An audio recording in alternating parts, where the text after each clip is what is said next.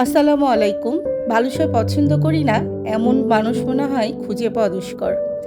আর আমাদের আজকের আয়োজনে থাকছে একেবারে গাওয়া ঘি দিয়ে বানানো বালুশাই।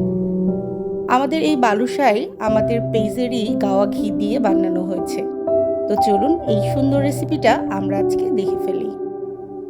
তার আগে সবার কাছে রিকোয়েস্ট থাকবে একটা শেয়ার এবং লাইক দিয়ে পাশে থাকবেন। প্রথমেই আমরা বালুশাই বানানোর জন্য একটা বোলের ভিতরে 3 কাপ ময়দা নিয়ে নিব। অবশ্যই ময়দা নিতে হবে, আটা নিলে কিন্তু ভালো হবে না। তো এই ময়দাটা নেওয়ার পরে এর মধ্যে আমরা 1 table teaspoon baking powder, half teaspoon জয়ফল পাউডার এবং 1 টেবিল স্পুন সুগার দিয়ে খুব ভালো করে মিক্সড করে নিব। এই মিক্সটা কিন্তু অবশ্যই প্রয়োজন। কেউ যদি মনে করেন মিক্স না করে ডিরেক্ট এটার মধ্যে অন্যান্য ইনগ্রেডিয়েন্টস দিয়ে দিবেন, তাহলে কিন্তু জিনিসটা ভালো হয় না। তো খুব ভালো করে এটা মিক্সড করার পরে এই যে আমাদের রসুই বাহারের স্পেশাল গাওয়া ঘি, যেটা আপনারা আমাদের পেজে পেয়ে যাবেন, এবং এইটার মান এতই ভালো যেটা ইউজ না করলে বুঝতে পারবেন না। এই ভিডিওতেই দেখেন এটা ঘনত্ব কতখানি এবং কতটা দানাদার। তো এই ঘি আমরা এই বালুশের মধ্যে দিয়ে দিব একেবারে 3 টেবিল স্পুন। 3 টেবিল স্পুন ঘি দেওয়ার পরে আমরা খুব ভালো করে এই বালুশাইয়ের মিক্সচারটা মিক্সড করে নেব।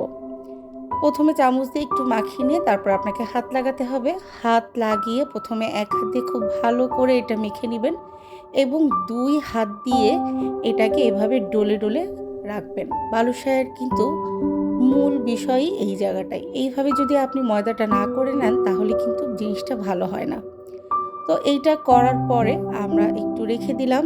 এই ফাঁকে আমরা হাফ কেজি টক দই পানি ঝরাতে দিয়েছিলাম। আমাদের পানিটা ঝরে গেছে টক দই থেকে, দেখতেই পাচ্ছেন খুব সুন্দর স্মুথ হয়ে গেছে।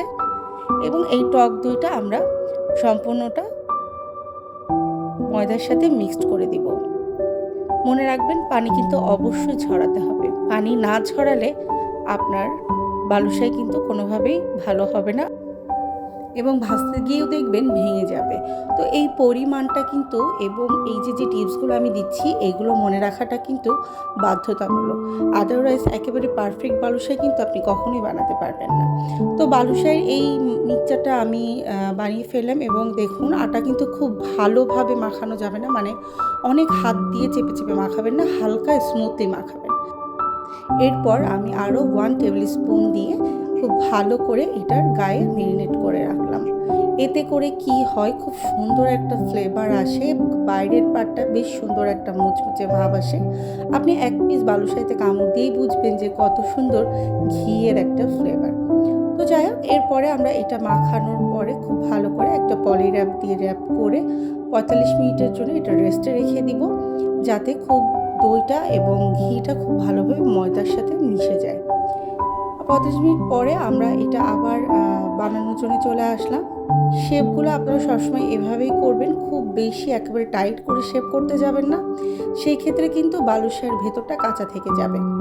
তো এই যে আমার সবগুলো শেপ নেওয়া হয়ে গেল, আমার এখানে প্রায় 15-16টা মতো হয়েছে। তো এরপরে আমরা প্যানে ডুবো তেলে বালুশাইগুলো ভেজে নেব। মনে রাখবেন বালুশাই কিন্তু সবসময় ঠান্ডা তেলে দিতে হয়। এরপরে চুলার মধ্যে বসিয়ে আপনাকে বালুশাই ভাজতে হবে। তো কিছুক্ষণ পরে আমি বালুশাই উল্টিয়ে আপনাদেরকে দেখাচ্ছি। এইভাবেই আস্তে আস্তে আপনারা উল্টিয়ে নেবেন। এরপরে আমরা চিনির শিরাটা করে নিব। 2 কাপ সুগারের সাথে 2 কাপ পানি, সাথে যাবে 3-4টা এলাচ এবং তেজপাতা। তো চিনির শিরাটা যখন হয়ে আসবে ঠিক সেই সময় 3-4 পিস লেবু আপনারা এর মধ্যে কেটে দিয়ে দিবেন, এতে করে শিরাটা জমাট বাঁধে না। তো তারপরে আমরা বালুশাইগুলো চিনির শিরার মধ্যে দিয়ে দিব এবং এটা খুব বেশি সময় রাখার দরকার নেই, 1.5 থেকে 2 মিনিট রাখলেই এনাফ। এরপরে আমরা চলে গেলাম বালুশাইয়ের যেই বাইরের আবরণটা সেটা বানানোর জন্য। এটা সাধারণত কেনাটাও আপনারা দিতে পারেন, বাট বাসারটা দিলে মজা বেশি হয়। 1 কাপ গুঁড়া দুধে আমরা 1.5 টেবিল স্পুন ঘি দিয়ে দিব। প্রথমে 1 টেবিল স্পুন দিয়ে একটু মাখিয়ে নিব, তারপরে বাকি হাফ টেবিল স্পুন দিয়ে এটা মিক্সড করে নেব। অ্যান্ড এইটা মাখানোর পরে আমরা খুব সুন্দর করে বালুশাইয়ের গায়ে আমরা যে মিক্সচারটা বানালাম এটাকে সাধারণত মাওয়া বলে, তো মাওয়াটা মাখিয়ে নিয়ে আমাদের বালুশাইটা রেডি হয়ে গেল।